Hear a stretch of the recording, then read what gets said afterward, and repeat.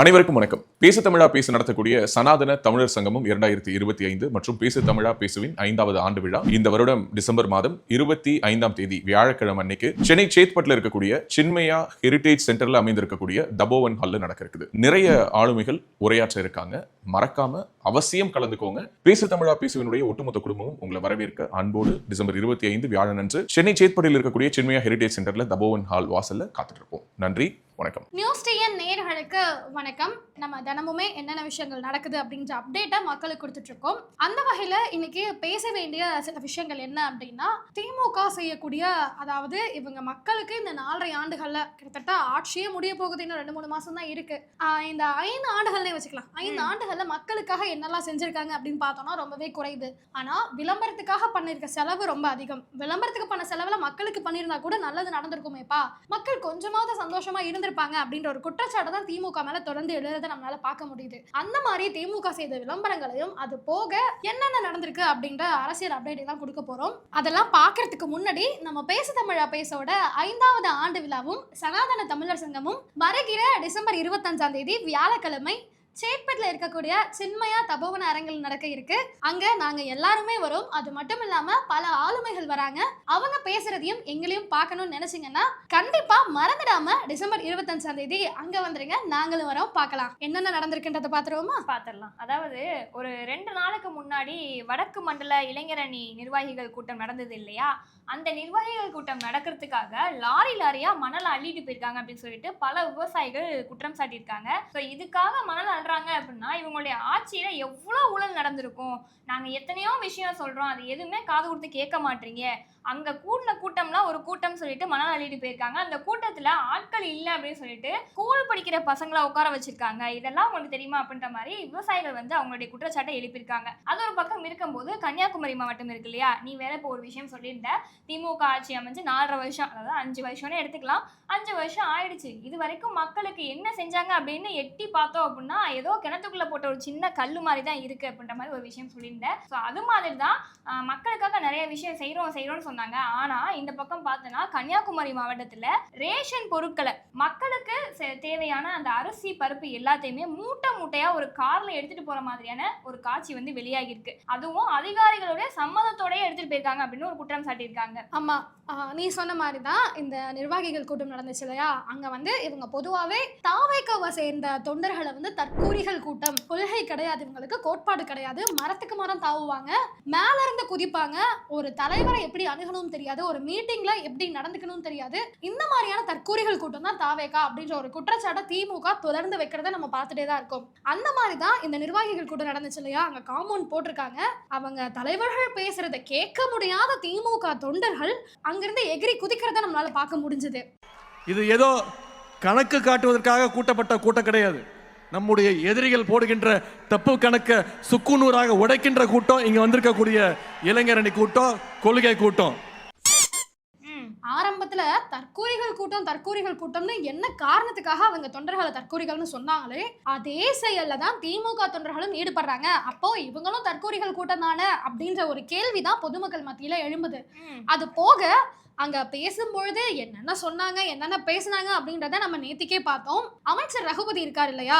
அவர் உதயநிதி ஸ்டாலின் அவர்களுடைய தலைமையை ஏற்று 2 கோடிக்கும் மேற்பட்ட தொண்டர்கள் அவங்கள தலைவரா ஏத்துக்க ஆரம்பிச்சிருக்காரு அப்படின்னு புகழாரம் வேற சூட்டியிருக்காரு. 2 கோடிக்கும் மேற்பட்ட இளைஞர்களா?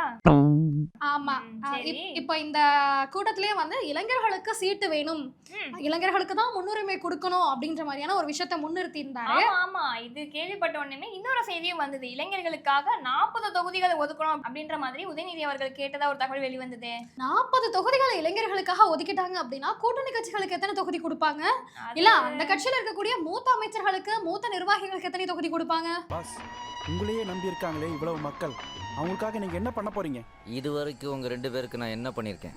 ஒன்றும் பண்ணல. அதேதான் அவங்களுக்கும் போய் சொல்றா. ஒருவேளை கூட்டணி கட்சிகள்ல நமக்கு சாதகமா இருக்கக்கூடிய கட்சியை மட்டும் வச்சுட்டு மிச்சத்தை கழட்டி விடுற பிளான்ல திமுக இருக்கா அப்படின்றது தெரியல. ஆனா இளைஞர் அணிக்கு மட்டும் 40 தொகுதி கட்டாயம் வேணும் அப்படின்ற மாதிரி உதயநிதி அவர்கள் வேண்டுகோள் விடுத்திருக்காராம். சரின்னு சொல்லாம மறுப்பும் தெரியாம அமைதியாவே உட்கார்ந்துட்டு இருந்திருக்காரு. ஆனா இதை கேள்விப்பட்ட அரசியல் விமர்சகர்கள்லாம் என்ன சொல்றாங்கன்னா, திமுக கூட்டணிகளை கழட்டியே விட மாட்டாங்க, என்னவானாலும் கூட்டணிகளை தான் கூட தக்க வச்சுக்க மட்டும்தான் பார்ப்பாங்க. ஏன்னா இத்தனை ஆண்டு கால அரசியல் வரலாறுல கூட்டணி இல்லாமல் திமுக ஒரு ஒரு முறை கூட ஜெயித்ததே கிடையாது.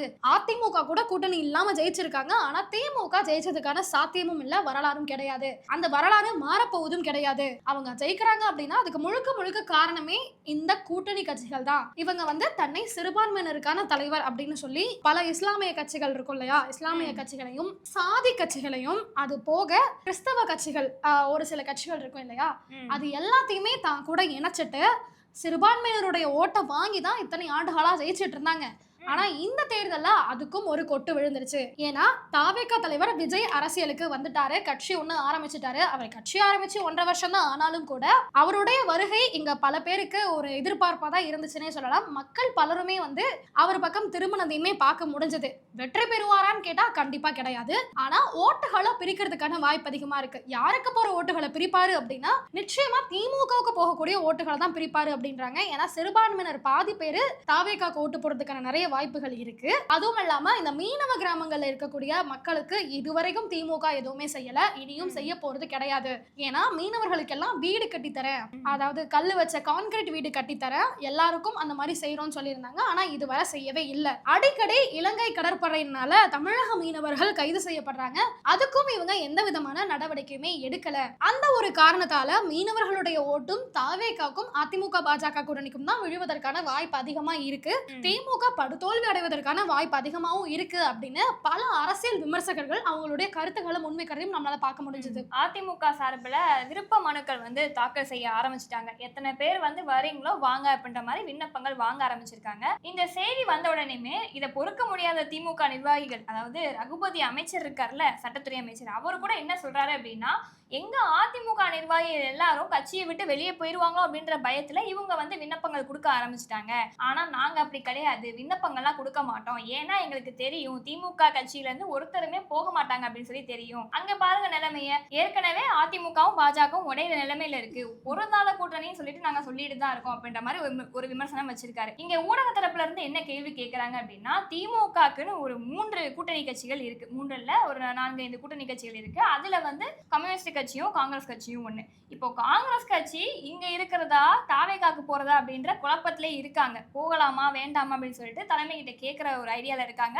நிறைய காங்கிரஸ் நிர்வாகிகள் என்ன சொல்லியிருக்காங்க அப்படின்னா, தாவேகாக்கு போறது நல்லது, அங்கதான் வந்து எங்களுக்கு அதிகமான தொகுதிகளும் அங்கீகாரமும் கிடைக்கும் அப்படின்ற மாதிரி ஒரு விமர்சனத்தை தலைமையகத்துக்கு வச்சிருக்கிறத நம்மளால பார்க்க முடிஞ்சது. இந்த பக்கம் பார்த்தா அப்படின்னா கம்யூனிஸ்ட் கட்சியை பொறுத்தவரை அவங்களுக்கு இந்த தேர்தலில் 30 தொகுதிகளுக்கு மேல வேணும் அப்படின்ற மாதிரி ஒரு வேண்டுகோள் விடுத்ததா தகவல் வந்திருக்கு. அதை கொடுக்கல அப்படின்னா நாங்களுமே கட்சியை விட்டு போற மாதிரியான நிலைமை இருக்கும் அப்படின்ற மாதிரி அவங்க சொல்லியிருக்காங்க. திமுக கூட்டணி கட்சிகள் இந்த மாதிரி விரிசல் வரும்போது அந்த விரிசலை ஒட்ட வைக்கிறதுக்கு வழி பார்ப்பாங்க, இல்ல அதுதான் சரி பண்ண வழி பார்ப்பாங்கன்னு பார்த்தா அதிமுக பாஜக கூட்டணி, அதாவது ஒன்னா இருக்க கூட்டணியை விமர்சனம் பண்ணிட்டு இருக்காங்க அப்படின்னு சொல்லிட்டு எல்லாருமே சொல்லிட்டு இருக்காங்க. அதாவது கேரளாவை பொறுத்த அளவுக்கு கம்யூனிஸ்ட் எந்த அளவுக்கு ஸ்ட்ராங்கா இருக்காங்களோ அதை விட ரொம்பவே வீக்கா இது வரைக்கும் கம்யூனிஸ்ட் அப்படின்னு ஒரு கட்சி இருக்கா அப்படின்னு மக்கள் மத்தியில கேள்வி கேட்கிற விதமா தான் தமிழகத்துல கம்யூனிஸ்டினுடைய செயல்பாடு அப்படின்றது இருக்கு. அதிமுக ஆட்சியில பல கேள்வி, ஏதாவது சின்ன விஷயம் நடந்தா கூட போராடுவோம் அப்படின்னு போர்க்கொடி தூக்கிட்டு வந்தவங்களா இப்ப திமுக ஆட்சியில அமைதியா தான் இருக்காங்க.